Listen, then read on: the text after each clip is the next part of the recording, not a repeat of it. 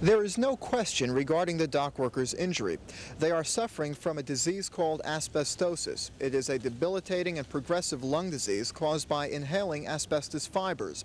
The question at the heart of these cases is, when did that injury occur?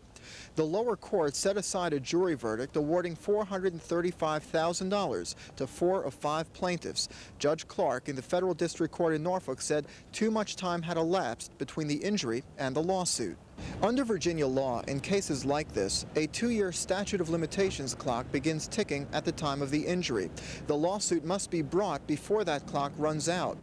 A 3-judge panel heard attorneys for the dock workers argue that the injury occurred when the disease was discovered and diagnosed. But the asbestos manufacturers claim the damage was done when the victims were first exposed to the asbestos, in most cases more than 30 years ago, when the men first went to work in the shipyard.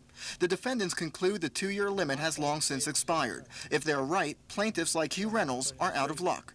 Well, they put me in the 3rd stage. That's total disability. If I bend over, my wind don't have no wind, very little wind. Because the injuries arise from workers installing asbestos on ships that were in the water, plaintiffs' attorneys want federal admiralty law instead of Virginia law to take precedence. There's no statutory time limit for bringing cases in admiralty. The appellate court is also reviewing the question of damages. If the plaintiffs win, how much should they get? Howard Jaffe, Area 10 Eyewitness News, Richmond.